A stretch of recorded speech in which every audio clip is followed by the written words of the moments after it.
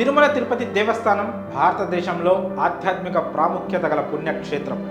తిరుమలను కలియుగ వైకుంఠం అని పిలుస్తారు. స్వామివారు స్వయం వ్యక్తమై వెలసిన పుణ్యక్షేత్రం కావడంతో సామాన్యుల నుంచి సంపన్నుల వరకు నిత్యం లక్షల సంఖ్యలో స్వామివారి దర్శనం కోసం ఇక్కడికి తరలి వస్తుంటారు. దేశం నుంచే కాదు విదేశాల నుంచి కూడా పర్యాటకులు నిత్యం ఇక్కడికి వస్తుంటారు. తిరుమల ఉదయం నుంచి సాయంత్రం వరకు భక్తులతో కిటకిటలాడుతుంది. చాలా వరకు భక్తులు స్వామివారి దర్శనం టికెట్ల కోసం క్యూ లైన్లలో నిలబడాల్సి ఉంటుంది. అలాంటి వారి కోసం టీటీడీ కీలక నిర్ణయం తీసుకుంది.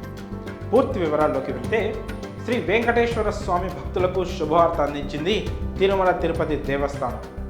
తిరుమల విఐపి బ్రేక్ దర్శనానికి కేటాయించే టికెట్లను ఇకపై భక్తులు ఆన్లైన్లో కొనుగోలు చేసే అవకాశాన్ని టీటీడీ కల్పించింది. ఇప్పటికే ఈ విధానాన్ని ప్రయోగాత్మకంగా అమలు చేస్తుంది.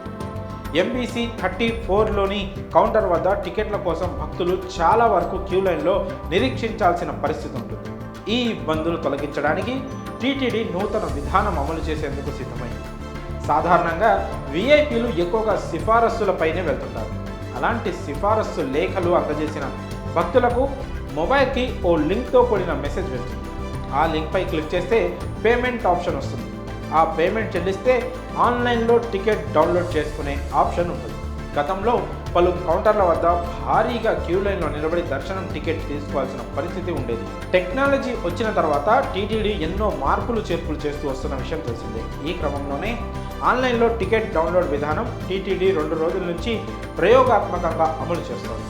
ఈ విధానంపై భక్తుల అభిప్రాయాలను కూడా సేకరిస్తోంది. ఈ నేపథ్యంలో తుది నిర్ణయాన్ని టీటీడీ ఇచ్చే అవకాశం ఉంది. ఫిబ్రవరిలో తిరుమల తిరుపతి దేవస్థానం వెళ్ళాలనుకునే వారు ఈ ఆప్షన్ చెక్ చేసుకోవచ్చు. ఏది ఏమైనా స్వామివారి దర్శనం టికెట్ ఈ విధంగా లభించడంపై భక్తులు రకరకాలుగా స్పందిస్తున్నారు. ఈ విషయంపై మీ అభిప్రాయాన్ని కూడా కామెంట్స్ రూపంలో తెలియజేయండి.